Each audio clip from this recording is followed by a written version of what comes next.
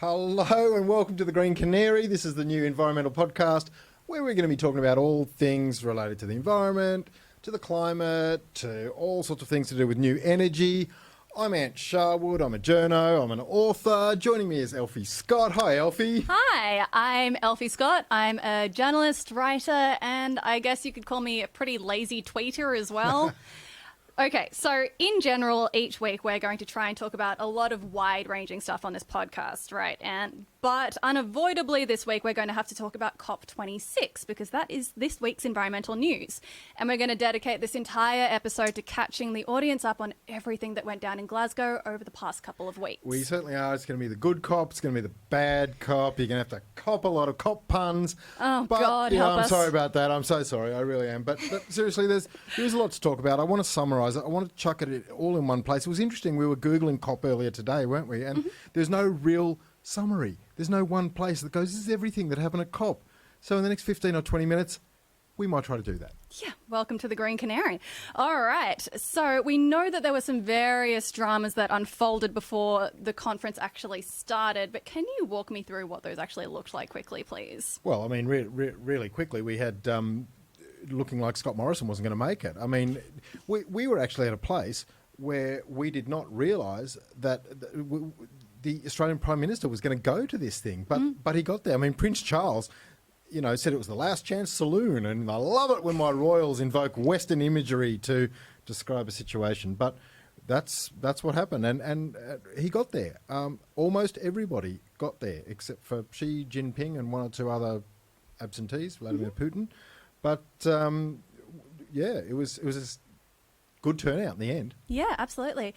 And there were some pretty definitive moments of the conference. Can you tell me what your favourite moment was? Because I know that this is a very dramatic turning point in what we were all watching unfold. It certainly was. And it's not often you say that, Elfie, about a speech at a conference. It's true. They're all really boring usually. But, you know, there was this one speech that cut through. Why don't you play a few seconds? Sure. As you stand watching me today at COP26. We cannot wait for speeches when the sea is rising around us all the time. Climate mobility must come to the forefront. We must take bold, alternative action today to secure tomorrow. Faftailasi, Tuvalu Modetua. And that was Simon Coffey, who's a minister for about 11 different things in the small island nation of Tuvalu. And, you know, 4 minutes his speech went for, and you thought, oh, here's just another guy from a small country doing what they do, making a plea for the world to take them seriously. And just literally in the last 10 seconds of a 4-minute video, it pans out and you realise that he's standing in the sea. It's some bloody impactful imagery, honestly. And if you haven't seen it, I would highly suggest going and having a watch. But for the moment, let's check out my favourite video. So we are going to watch a little moment of Greta. We say no more blah, blah, blah. No more exploitation of people and nature and the planet. No more exploitation. No more blah, blah, blah.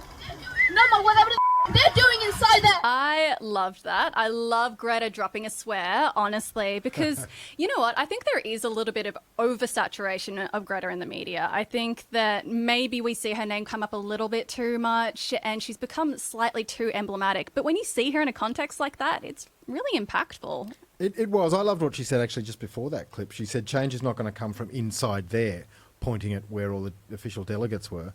That's not leadership.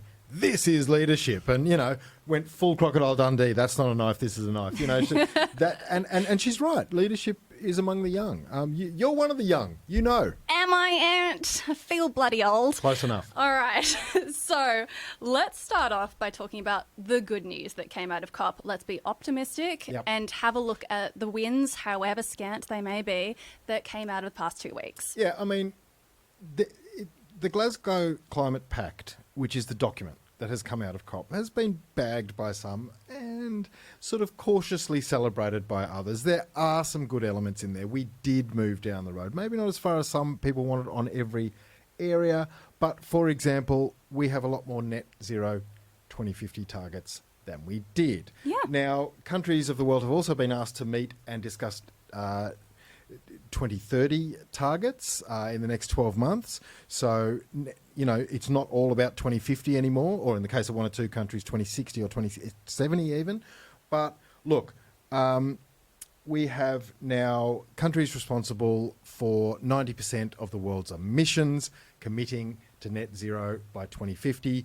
2 years ago, it was countries responsible for 30% of the world's emissions. That's a win. We're taking it. Yeah. It's nice. It's great to see. It is. And also, we have fossil fuels being targeted in the COP agreement for the first time, which is incredibly bizarre that they weren't outlined and explicitly mentioned earlier. But that being said, you know, another W. We'll take it. Absolutely a W in the column. I mean, to think that, you know, COP26, I mean, COP25, 4, 3, 2, 1, they never mentioned phasing out fossil fuels. It didn't occur to them. No, it does show that we have taken more than baby steps now. It was hard to get to this point, and we are getting somewhere. And look, I thought another positive was the US-China agreement.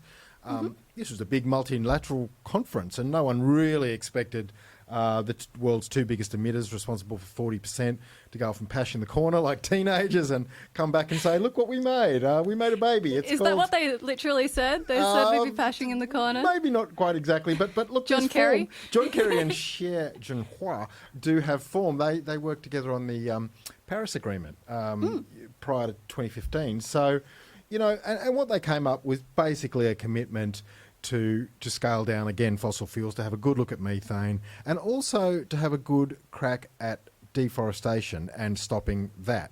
So, look, again, China and the US, they've got their own little deal together. Good for them. No one saw it coming. Can't be a bad thing. Yeah, absolutely. I agree with that. And speaking about deforestation and methane, we also have to talk about a couple of agreements that came out of COP, which were pretty significant.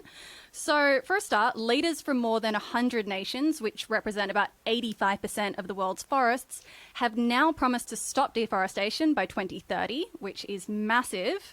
And then there has been another agreement where 100 countries have agreed to a scheme to cut methane emissions by 2030. And that's huge because, honestly, methane is the under-discussed greenhouse gas. It's not as popular as its little friend CO2, but you know, it's pretty destructive when you look at the science behind it, especially because methane has a greenhouse gas potential that is about 84 times that of carbon when it's in the atmosphere for about 2 decades. I love it when you talk science. Thank you, Ant.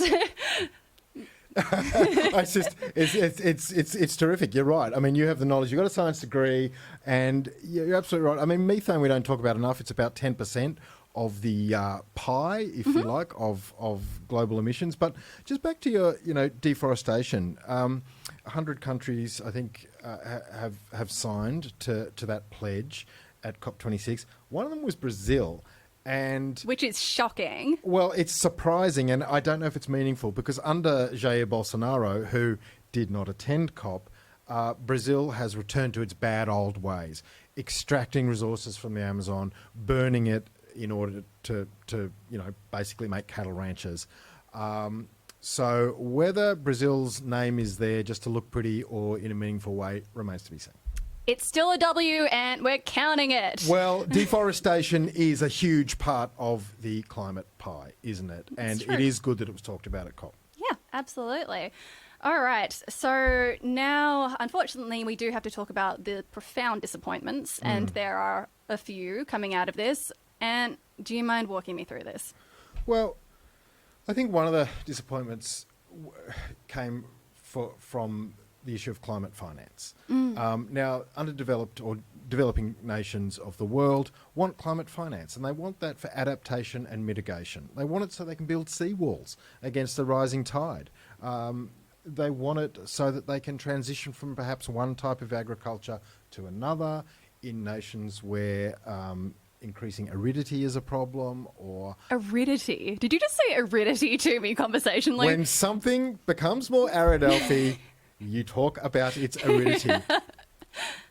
Do you know that Alice Springs is technically not in a desert because it doesn't have sufficient aridity, all right? Good Lord. I will be erudite about aridity if All I so right. choose. Thank you very much. But seriously, so climate, where were we? Jesus. Climate finance. Thank you so much. Climate finance, adaptation, mitigation. The developing world, quite rightly, says, look, you've caused this problem, Western world, developed world, chuck some money at us. They were hoping for 100 billion, didn't get anywhere near it. One or two nations kicked in a bit, including Canada and Japan. But I think, we're on the loss side of COP here. The wins, we've talked about, the losses, definitely a loss for the developing world. Did not get anything like the amount of money they hoped. Absolutely. And there are huge climate justice issues that are attached to that. Yes. We also still have to talk about why we are incredibly off target when it comes to global warming. So, according to the Climate Action Tracker, with all of the commitments that we've seen in Glasgow in the past fortnight, we are still heading towards 2.4 degrees of warming by the end of the century. And that is a profound loss here. I mean, we headed into this with this expectation that maybe 1.5 would be achievable. There was this tagline, 1.5, stay alive, which was kind of cute. But unfortunately, it just didn't happen. And I think that we have to acknowledge that, we're heading on this catastrophic path still, and there hasn't been a huge amount of change that we need to get off that train. No, that's right. I mean, you make a really good point. It is catastrophic. You can't use that word enough. 1.5, these degrees don't sound like much. Oh, a degree here, a degree there, but they're the difference between being able to grow food. They're the difference between migratory animals that live in an area that are crucial for an ecosystem being in that area. They're the difference between Tuvalu being above water or below water, that unfortunately. That is exactly right. So I think you make a really good point there, and I think there were some pretty weird signs and symbols at COP26. Talking about some of the failures of the event, and one of them was the presence of Santos, wasn't it? I mean, how weird was that? Okay, did everybody see this? All right, so this happened on Twitter very quickly after COP actually kicked off, but there was footage of the Santos pavilion, right? There was a setup at the pavilion by the Australian government. Can you actually tell me what that looked like? Well, I mean, it just looked like a big ad for Santos. It was just, Santos is an extraction company. Santos is the mob that's digging up the Pilliga in northern New South Wales to do fracking, which is a priceless inland dryland forest that really most people feel should be left alone. And the fact that Santos was there saying, hello, we're Santos, was just a weird look. Yeah. And not a win overall for Australia's look at COP26. Totally. But, you have to talk about, there were fossil fuel lobbyists from all over the world there. It was really shocking to see. There was actually a brilliant tweet that sort of drove home the metaphor of what was happening in that situation. It said something along the lines of, it was like inviting Marlborough executives to a lung cancer conference. And it's amazing. I don't know if they sort of prey on the sort of governments who've been dragged kicking and screaming to these events and hang around and go, you sort of nudge, wink, hey, if you're looking for a good fossil fuel deal. I don't know, but they shouldn't be there at all. No, absolutely. And, I think that has strong implications for the decisions that countries are making on that floor. So we also have to talk about Australia, Russia, India and China avoiding any commitment to quickly phasing out fossil fuels. So Australia declined to join a group of 40 countries who were committing to phase out coal power. Yep. And Angus Taylor was there again talking about developing technology and not wiping out industries. Yeah, and Keith Pitt, the Resources Minister, has had similar words to say today in the Australian newspaper. And he's absolutely going nowhere with coal. And obviously we can't phase out coal overnight in Australia, but they're being pretty steadfast there about that. So again, that is not a good thing that came out of COP. And generally, Australia, look, we got there. We're one of the countries that pledged to net zero. We got our Prime Minister there for the happy snaps in the first 2 days before any actual work was done at the conference. He came up with the government came up with a document called Net Zero, the Australian Way. And, I could talk about it all day. Maybe we will next week. I think we might And we are absolutely talking about this next week, and we will drill down into the details of this document. Yeah, because Net Zero, the Australian Way, is, to say the least, a slightly sketchy document. And, I guess it's emblematic of the fact that what came out of COP from Australia's perspective, not much. Yeah. Exactly. And that's about all we have to say about that. All right. So this is all quite infuriating. There's a lot of disappointment, but what do you think now? Where are you heading and how do we walk away from COP? Okay. So we've discussed some of the good things that came out of it and some of the bad. And that's generally, I've been reading a lot of analysis of it, and inevitably you just drift over to Twitter for the 280 character analysis, which is a bit easier to sort of stomach sometimes. And, Oh God, who wants to read an essay? yeah, exactly right. But I mean, George Monbiot, a writer I admire, British environment writer, basically said the world's most powerful governments propose to do more to defend the fossil fuel industry than to defend life on Earth. So that was pretty harsh. But then you come to someone like climate scientist Catherine Hayhoe, a woman I really admire as well. She's Texan. Not easy to be a climate scientist in Texas. And she said, look, I didn't think it was that much, but is it more than we had 2 weeks ago? Yes. And there's a lot more to be done, so let's get on with it. So, I like that. I love that sentiment. Yeah, look, I do. I agree. I think that, there is optimism to be had here. And why not nurture hope? We walked into this climate conference heading towards more than 3 degrees of warming by the end of the century. We have stemmed that by a couple of fractions of a degree, which is progress overall, and I think that should be celebrated. We have to have wins that we can have, I think it should be celebrated as well, and inevitably, a conference never changed the world, Elfy. I'll tell you what changes the world: people. Not them in there, us out here, as Greta said, or whatever she said, blah, blah, blah. and revolutions change the world. And they don't have to be bloody revolutions in the streets. They can be a technological revolution. They can be a willpower revolution. And I think there is the willpower of people across the world to embrace new technologies. There is the money out there. There is the government just has to do what the government should be very good at, a Liberal government, which is paving the way for investment in new technology. Yeah. So there is, I think, overall cause for optimism. Yeah, absolutely. All right, well, I think that is a brilliant place to leave it. But before we wrap up today's episode, I'm going to introduce a segment where we basically just tell each other stories that we're interested in this week because we're both nerds and unfortunately we want to talk about this stuff. So, Ant, I believe you have a story about weather for me, right? I'm a much bigger nerd than you, and I believe you might still be something called cool, which I don't know if I ever was, but if I was, I don't remember it. Look, I actually do a bit of weather writing for the company Weather Zone in my spare time, and this week, early this week, it snowed. It has been snowing in Australia, and it is summer, by the way. It is 2 weeks away from summer, Okay. and we've got snow at Thredbo. We've got a temperature of minus 4.3. Every time that happens, editorials, people come out, especially after a thing like COP has happened, and said, well, what do we need that for? Global warming's a hoax anyway. And every time you get one of these cold weather outbreaks in the middle of summer, I just want to say the following to people. I want to say that weather is your mood and climate is your personality. And I want to tell them that weather, Elfy, is the shirt you're wearing today, and climate is your entire wardrobe. I love that metaphor. It's so clever. Yeah, aren't they great? The climate scientists gave me that when I did a series of profiles of them. But we should never, ever mix up climate and weather. And partly I say this because there was an editorial in the Daily Telegraph, or a story anyway, just a couple of days ago that said, it's flooding out somewhere. Didn't the climate scientists tell us it would never rain again? Brackets, which, by the way, they didn't. But that's been paraphrased wrongly over the years. But the point is, every time weird weather happens, it's not cool to say, ha, climate change is therefore a hoax.